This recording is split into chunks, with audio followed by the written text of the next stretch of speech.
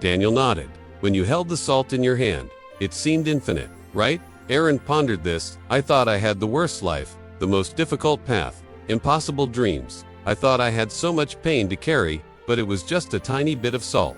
But when I put it in the water, it made the whole lake undrinkable. It overflowed my cup. Aaron closed his eyes. Is that why I have been so unhappy? He whispered. Daniel placed a hand on his shoulder. You see, my dear student, our minds are like that glass of water. Whatever we think, say, or do passes through our minds. It blends with what we already have inside.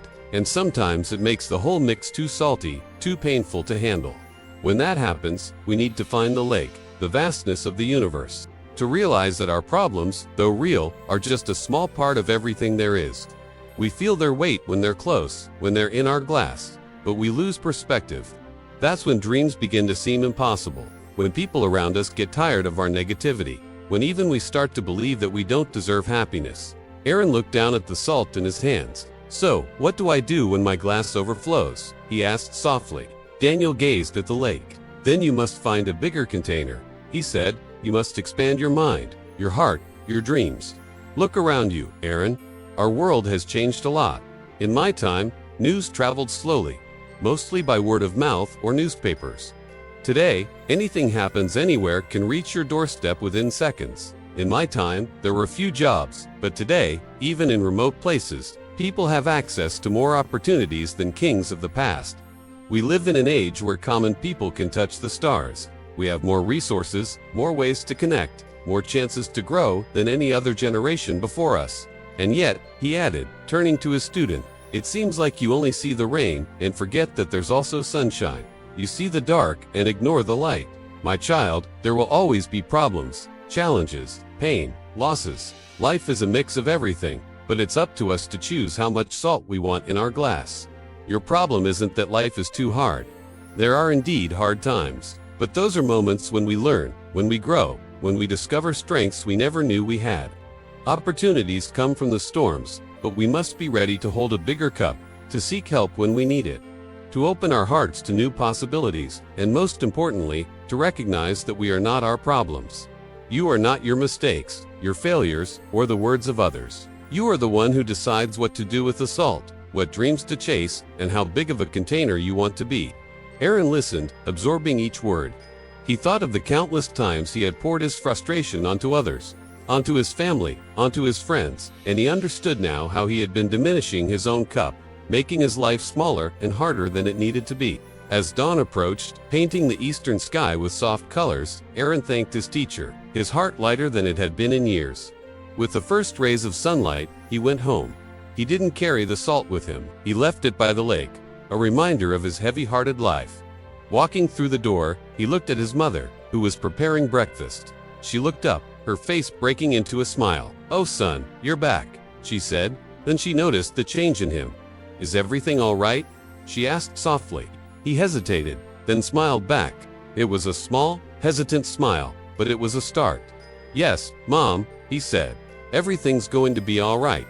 He didn't know exactly what he would do, how he would find a bigger cup, but he was ready to look for it. The next day, he woke up earlier. Instead of cursing the sunrise, he opened his window wider to let the light in. He started to see that the world wasn't just about suffering. He began to notice the beauty around him, the birds singing, the flowers blooming, the laughter of children playing. It was a new start, not easy, but hopeful. He still had many moments when his cup overflowed, when life seemed too challenging, too painful. But now, whenever he felt the salt in his hands, he remembered the lake, the endless expanse of the universe, full of possibilities, of strength, of love, and he kept searching for ways to make his cup bigger. Many years passed. Aaron's life changed a lot. He didn't always succeed, but he faced his difficulties differently. His friends came back, seeing in him a strength they admired. His mother watched him grow, her heart filled with pride, knowing that her son had found his way back to the sunshine, even if there were clouds passing by. Once upon a time, in a faraway town nestled between rolling hills and a sparkling lake, lived a young man named Aaron. Aaron had a peculiar habit of finding fault with everything and everyone. His days were filled with complaints. He grumbled about the rain, the sunshine, the wind, the trees, the birds, even the water. In fact, he hated the water of the lake near his home. One day he went for a swim and accidentally swallowed some yuck. He spat, "It's too salty." From that day on, he never entered the lake again, always grumbling about its saltiness. One day, Aaron's mother served him breakfast. He looked at the food and started grumbling. "Why is the bread so dry? The eggs are too runny, the tea is too weak." His mom, tired of his constant complaining, replied, "You know what, Aaron, you're right. This food isn't fit for you. Why don't you go spend some time at the lake? It's salty, just the way you like it." Aaron got up angrily and went straight to the lake. He was fuming, ready to complain about the saltiness of the lake water. But as he started to speak, he stopped. Looking at the vast expanse of water stretching out before him, he realized he didn't have to drink the lake water. He could just take a small amount in his hand, close his eyes, and taste it. So he dipped his hand into the lake, brought it to his nose, and inhaled deeply. There was no salt, only the faintest hint of it. Then he put it on his tongue. It was sweet, pure, and fresh. Only he knew that there was salt in the lake. For everyone else, the water was fine. He went back home that evening. His mother asked him, "How was the lake?" Startled by her son's unusual silence, she was taken aback when he replied, "Mom, you were right. The lake water is not salty. Thank you for showing me." She hugged him, tears brimming in her eyes. The next morning, when his mother served him breakfast, instead of grumbling, as usual, Aaron smiled and said, "Thank you, Mom." She froze in surprise, then smiled back with tears in her eyes. From that day on, Aaron's complaints began to disappear. He still had a lot to learn, but now he approached everything with a smile.